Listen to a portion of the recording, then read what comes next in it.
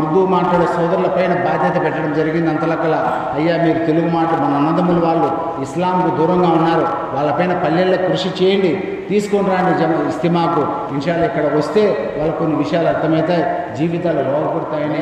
ఇది చాలా ఉన్నతమైన విషయం. ఇది అల్హమ్దులిల్లా అల్లా అనుగ్రహించినాడు కాబట్టి అల్లా వారి యొక్క మన యొక్క దువాలు అంగీకరించడం జరిగింది. మన అన్నదమ్ములు, మన యొక్క సోదరులైన మన పెద్దలు, మన జమాత్ యొక్క పెద్దలు ఎటువంటి మనసులు ఏమి లేకుండా మన వాళ్ళ కోసం అన్ని ఊర్లు తిరిగి కృషి చేస్తూ ఉన్నారు. ఇది చాలా అద్భుతమైనటువంటి విషయం. ఇది అల్లా యొక్క అనుగ్రహం. అల్లాహుమ్మా నహ్మదుహు వ నుసల్లి అలా రసూలిహిల్ కరీం. అమ్మా బాద్. స్తోత్రానంతరం అల్లాహ్ యొక్క దయా కరుణ మనందరము జుమా నమాజ్ కోసం సమావేశమైన మరియు అల్లాహ్ యొక్క ఏకత్వాన్ని గురించి, గొప్పతనాన్ని గురించి, జరగబో ధార్మిక సమావేశాలు, ధర్మ సమావేశాలు, ఇస్తిమా గురించి కొద్దిగా ఫికిర్, చింత, దాని గురించి సమాలోచన చేసే ఉద్దేశంతో కొన్ని మాటలు మనందరం మాట్లాడుతాము. సోదరులారా, అల్లాహ్ యొక్క అనుగ్రహంతో ఈ నెల 27, 28 తారీఖుల్లో పూర్తి కడప జిల్లా తెలుగు మాట్లాడే సోదరులు అందరూ కూడా హాజరవుతారు. ఒక సమావేశం ఏర్పాటు చేయడం జరిగింది. దాని యొక్క ముఖ్య ఉద్దేశం ఏమంటే, ఈ ధర్మ సమావేశాలు, దీని యొక్క మజ్లిస్ యొక్క ముఖ్య ఉద్దేశం ఏమంటే, సమస్త ప్రపంచంలో ఈ దీన్ అనేది, ధర్మం అనేది అందరి జీవితాల్లోకి రావాలి. అందరూ దీని ప్రకారం, ధర్మం ప్రకారం జీవితాన్ని గడిపే వాళ్ళుగా తయారు కావాలి.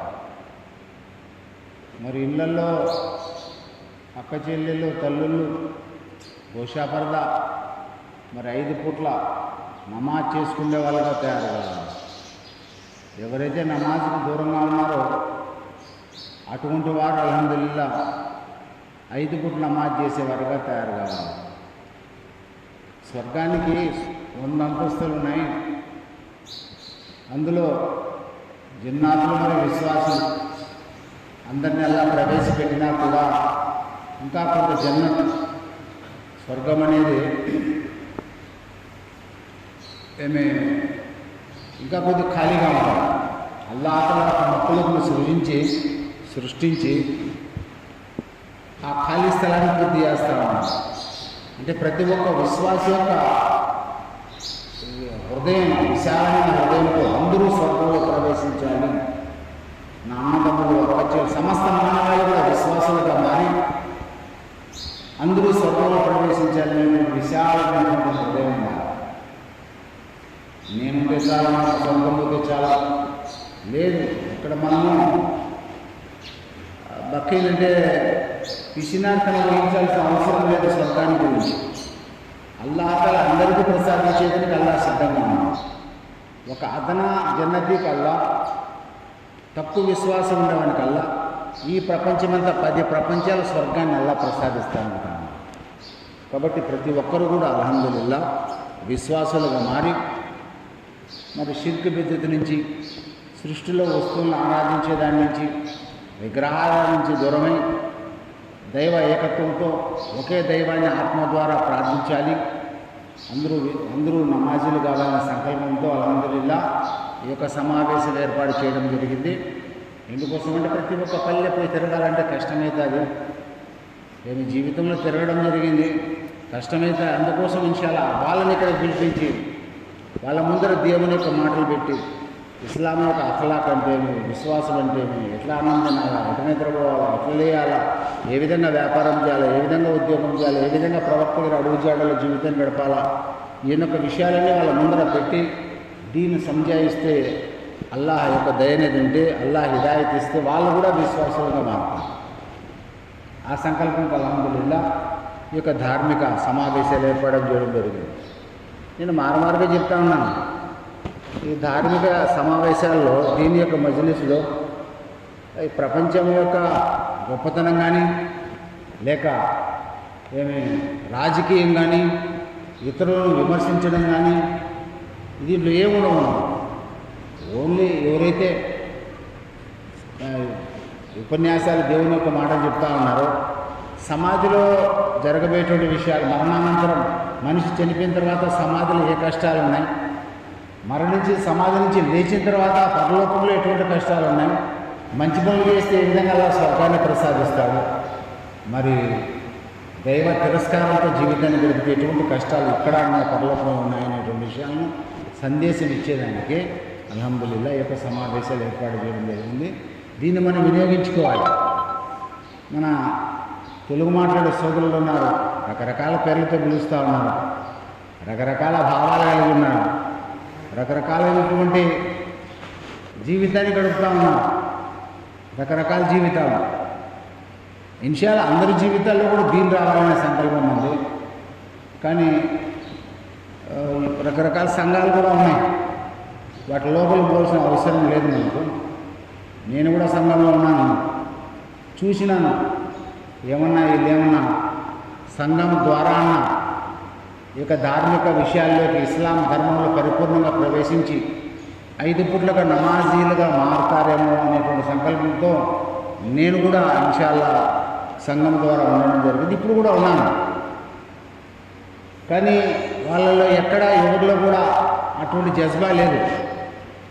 పూర్తి ఆంధ్రాకు, తమిళనాడుకు దీన్ కమిటీ చైర్మన్గా పెట్టడం జరిగింది. కృషి చేసినా వెంటనే పోయి ఎక్కడ చూసినా కూడా మేము ప్రపంచం హోదాలు పొందాలా, ఈ జాతిని అడ్డపెట్టుకోవాలి, మీ ఎమ్మెల్యేలు కావాలి, ఎమ్మెల్సీలు కావాలి, ఎంపీలు కావాలి. మేము ఇంతమంది ఉన్నాం, పోరాడడం మంచిదే, సంతోషమే.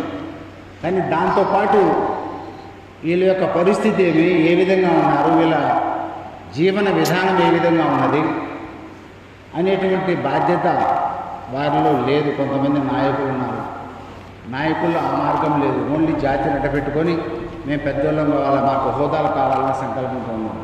సోదరులారా, ఫస్ట్ నుంచి ఇప్పుడు కూడా 40 ఏళ్ళ జీవితంలో ఈ జాతి పైన కృషి చేయడం జరిగింది. ఎందుకోసం అంటే అంతిమ ప్రవక్త సల్లల్లాహు అలైహి వసల్లం గారి ప్రవచనం అల్లాహ్ యొక్క ఆజ్ఞ కూడా ఉన్నది.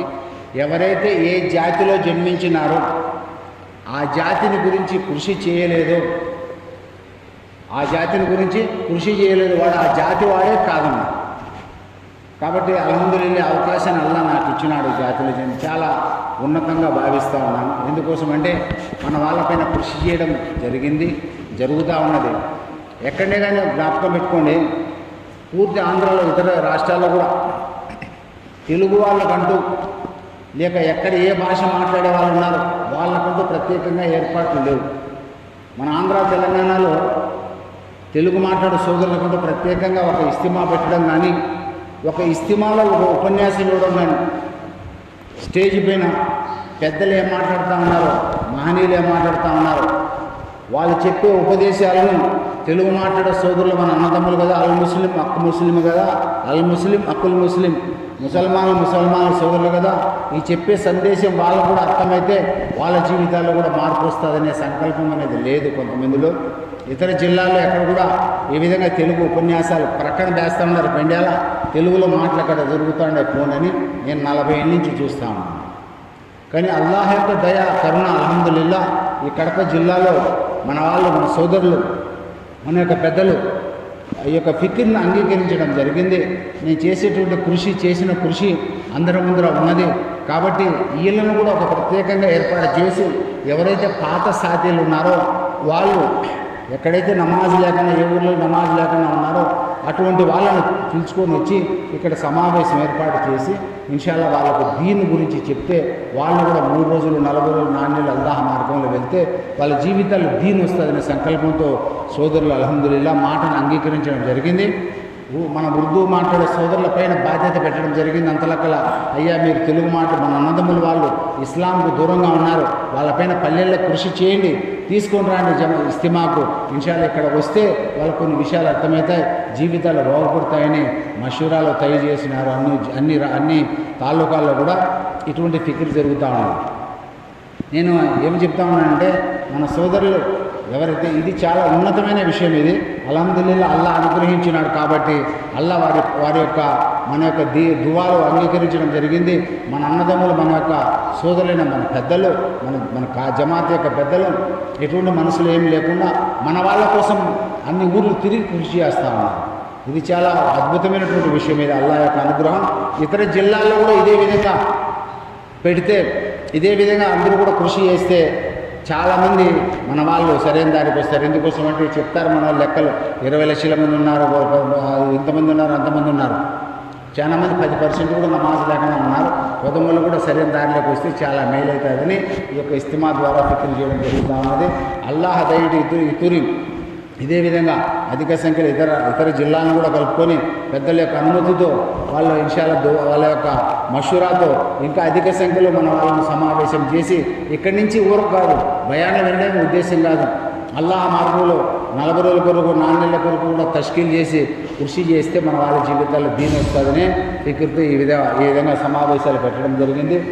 నాకు నా యొక్క సాటి సోదరులు, మూడు భాష సోదరుల యొక్క వారికి విన్నపం ఏమంటే, సోదరులారా మీరు దారి ఏ దారిలో అయితే మీరు ప్రయాణం చేస్తూ ఉన్నారో అది ప్రపంచం వరకే, కానీ అందరికీ చావు ఉన్నది. ప్రతి ఒక్కరూ ప్రపంచాన్ని విడిచిపెట్టాల్సిందే.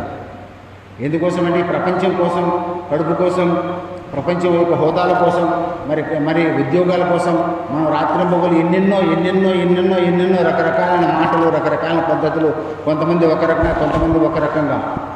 యథార్థంగా నాయకుడు ఉన్నాడు ఏ విధంగా ఉండాలి. సరైన నాయకుడు ఉంటే ఈ జాతి మొత్తం ప్రపంచంలో గడ్డకొస్తారు. ఈ 100 భాష అంటే అతను 100 బాఫీ అంటారు. ఒక్కొక్క స్టేట్లో ఒక్కొక్క విధంగా పిలుస్తారు. ఇక్కడ మనం కర్నూలు జిల్లా ఈ పక్కంతా పూజారి అంటారు, అందులో 100 భాష అంటారు, నదాబ్ అంటారు, రకరకాలుగా. మోమిన్ అంటారు ఇతర రాష్ట్రాలు, బెహనాజ్ అంటారు. ఇట్లా రకరకాల పేర్లు ఉన్నాయి. ఇంకొక చోట యూపీలో దునియా అంటారు. దునియా అంటే ధూన్యవాలా అని. దునియాచి నెహి అంటారు పెద్దవాళ్ళు. అంటే ఏకేవాడంటే దూదేకలు లేనటువంటి ఈ యొక్క 100 భాష లేనటువంటి దేశమే లేదు ప్రపంచంలో. అన్ని దేశాల్లో ఉన్నారు. కోయిట్లో కూడా మతేరి అంటారు, బంగ్లాదేశ్లో ఉన్నారు, మరి అదేవిధంగా పాకిస్తాన్లో కూడా ఉన్నారు. ఇతర దేశాలు ప్రపంచంలో అరబులు ఎవరైతే ఈ యొక్క దూది పని చేస్తూ ఉన్నారో ఇది చాలా పెద్ద కథగా, పెద్ద సత్యం. ఇది యథార్థమైన విషయం. ఎక్కడి నుంచి ఒక దూది ఎక్కటువంటి వృత్తి వచ్చిందనే దాని గురించి ఒక పుస్తకం రాయడం కూడా జరిగింది. నా సోదరులకు చెప్పడం యొక్క ముఖ్యమైన విన్నతి ఏమంటే, మన వాళ్ళకి ఆధ్యాత్మికంగా మీరు కూడా సరైన దారికి రావాలా, మన జాతి అంతా కూడా సరైన దారికి వస్తే మీ యొక్క నాయకత్వం సరైనదన్నమాట. అలా మనకు వీరికి కూడా సన్మార్గాన్ని అలా ప్రసాదించుగాక. మొత్తం భారతదేశంలో కాదు, ఎక్కడెక్కడైతే వీళ్ళందరూ ఉన్నారో మన వాళ్ళందరూ 5 పూట్ల నమాజ్ చేసే వాళ్ళగా తయారు కావాలని అల్హమ్దులిల్లాహ్ చిన్న ప్రయత్నం ఇది. సంవత్సరం ఒక తెలుగు ఇస్తమా ఒప్పుకోవడం ఇది మామూలు విషయం కాదు. పోయిన సంవత్సరం సెప్టెంబర్ నెల 17, 18 తారీఖులో జరిగింది. ఇప్పుడు ఈ సంవత్సరం జనవరి 27, 28 తారీఖులో ఇస్తమా జరుగుతూ ఉన్నది. ఇక్కడ ఏముందో ప్రపంచానికి ఎటువంటి సోదా ఉండదు. ఈ మార్గంలో మనశ్శాంతి కలిగిన మార్గం యొక్క జమాత్ మార్గం, తబ్లీగ్ మార్గం. కాబట్టి మన వాళ్ళను కొద్దిగా ఈ వైపు దృష్టి మరలిస్తే ఇన్షాల్లా చాలా మేలవుతుంది. నేను సంఘంలో ఉండి కూడా ఈ యొక్క కృషి చేస్తూ ఉన్నాను. పరిపూర్ణంగా వాళ్ళు సహకరించలేదు, నేను చేయలేకపోయినాను.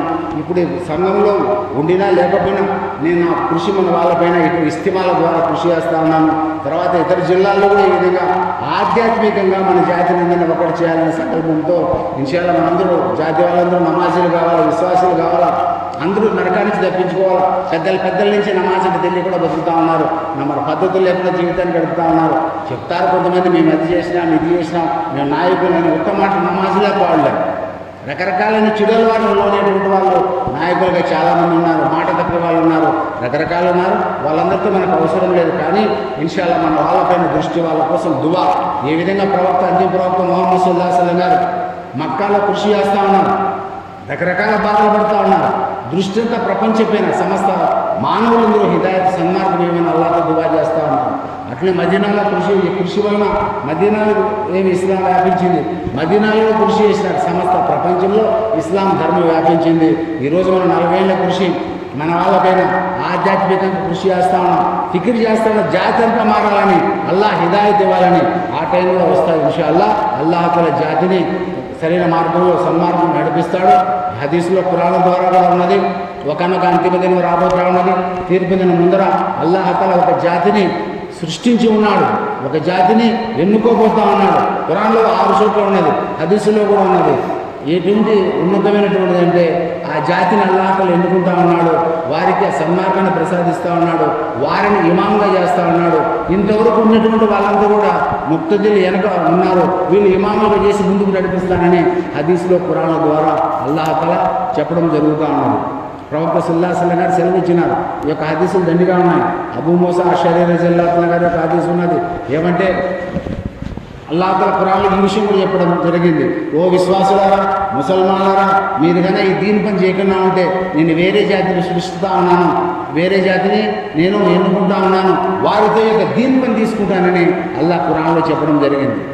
అట్లనే మన ప్రవక్త రసూలుల్లాహి సల్లల్లాహు అలైహి వసల్లం గారు 1400 సంవత్సరాల ముందర జరగబోయే విషయాలను చెప్పడం జరిగింది. ఆ విషయాలను ఒక్కొక్కటి యథార్థమవుతా ఉన్నాయి. కాబట్టి ఆ జాతి మనకు కావాలంటే మన వారందరికీ ఆధ్యాత్మికంగా మనం ముందుకొచ్చిన నాడే మనందరూ నమాజీలుగా అల్లాహ్తో వేడుకొని అల్లాహ్తో పాప క్షమాపణ కోరుకొని ముందుకొచ్చిన నాడే ఇన్షాల్లాహ్ ఈ జాతి ముందుకు వస్తుంది. దీనికోసం ప్రతి ఒక్క నాయకుడు కృషి చేయాలని, మన వాళ్ళందరూ కృషి చేయాలనే ఆలోచన, దాంతోనే ఈ యొక్క సమావేశం ఏర్పాటు చేయడం జరిగింది. కాబట్టి సోదరులారా, ఈ యొక్క సమావేశంలో పాల్గొనండి, ఊర్లే కదిలి రండి.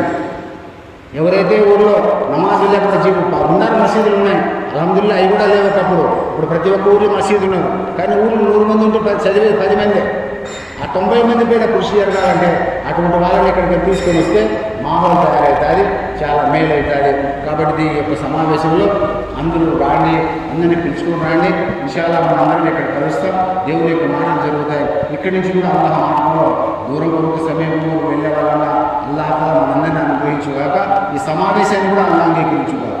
వాఖిరు దావానా అల్హమ్దులిల్లాహి.